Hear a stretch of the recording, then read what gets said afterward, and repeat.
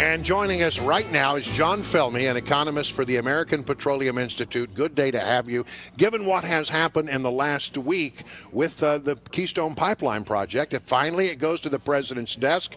I think exactly 12 seconds after it landed there, it was vetoed. It comes back to the House and Senate. What's going to happen next on this, John? Well, for some reason the president doesn't consult me on this. So the question is, this is a project. He would do well to do so. The question is, this is a project that should go forward. It means thousands of jobs, economic security, energy security. The time is now. When I talked to you 2 years ago, almost exactly, I thought we'd be having oil flowing through the pipeline by now. It'd be done. That's right. And unfortunately, it hasn't happened. And, I've lived in Washington for so many years that I just remain ever hopeful. All right. Isn't it, though, a little odd that the administration is now talking about the way that they're going to solve the problems with ISIS is to find them jobs? And yet, when it comes to American jobs that would have been created through the construction of the Keystone Pipeline, the president does not have any interest in letting that go forward. Yes, and I don't understand this. I hear the rhetoric coming against the pipeline saying, well, they're temporary jobs. Well, that's elitist arrogance at the highest point, because all construction jobs are temporary. My father spent his career, a lot of it on pipelines, with temporary jobs. So let's move forward with those jobs right now. John Felmy, you're with API, American Petroleum Institute. So let's just cut to the chase. You're big oil.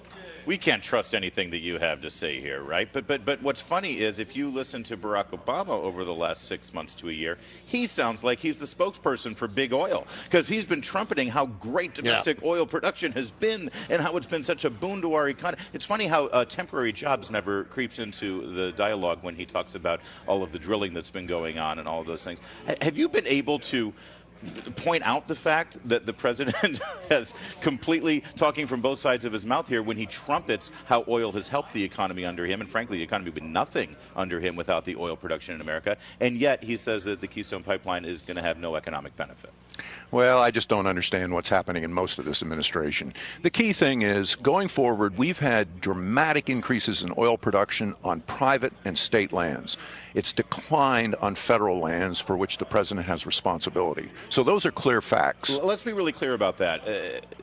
What has the Obama administration done, if anything, to actually increase oil production in the United States of America during the last 6 years? Well, from day one, they took leases off the table. From the entire time they've been in office, we've seen restrictions on things that could improve production and so on. Which reduces oil production. That's exactly right. And just recently, he took the entire, he wants to take the entire North Slope, the Anwar area, offline.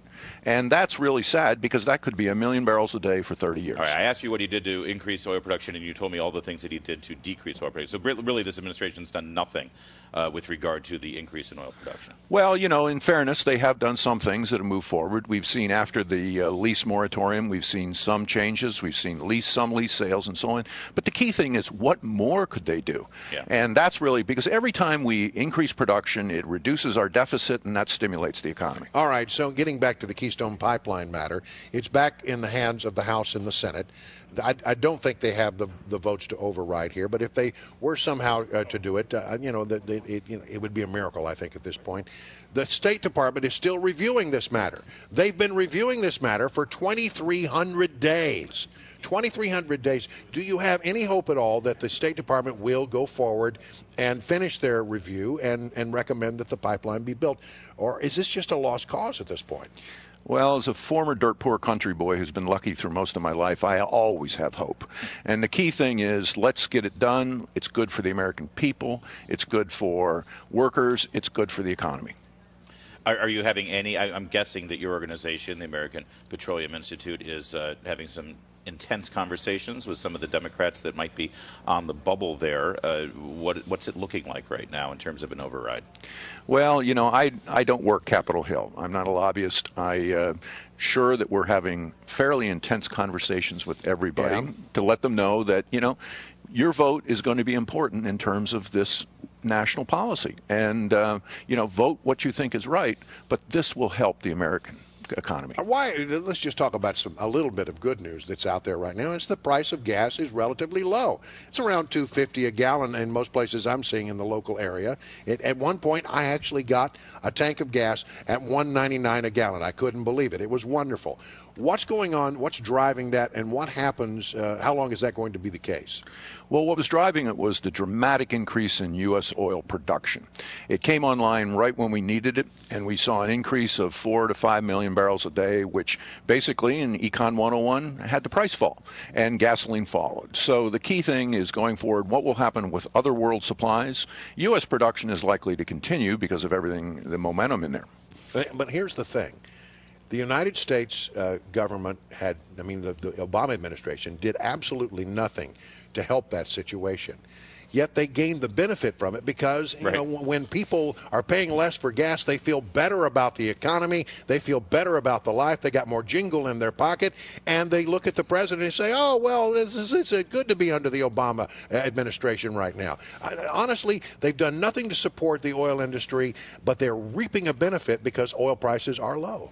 Well, there's no question that supplies increased on private and state lands and not federal lands. And that's what drove everything. That's what caused the market to decline over the past 6 months. And fortunately, consumers are benefiting from it.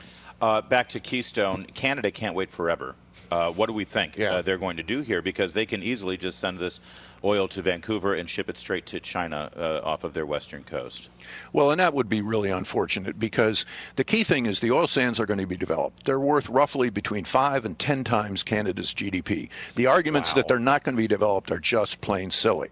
And so if you send it to China, it means emissions for shipping are going to go up, emissions for processing are going up, and emissions for use will go up. So it's basically, let's not do this. John Felmy from the American Petroleum Institute, you alluded to the fact that we talked about this 2 years ago, basically right here at CPAC. I think it was a week later back then. It was the first week of March. But you provided us one of the most memorable moments of Mornings on the Mall. Absolutely. If we can just revisit this for a moment.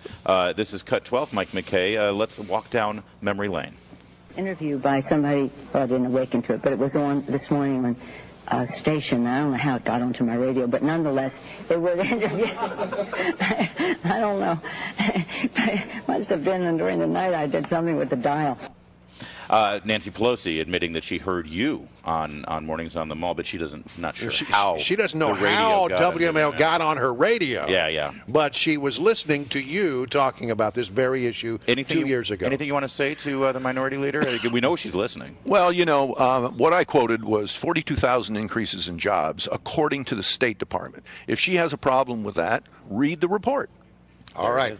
John Felmy, economist with the American Petroleum Institute. It's good to have you here. Thanks for kicking us off here at CPAC. We appreciate it.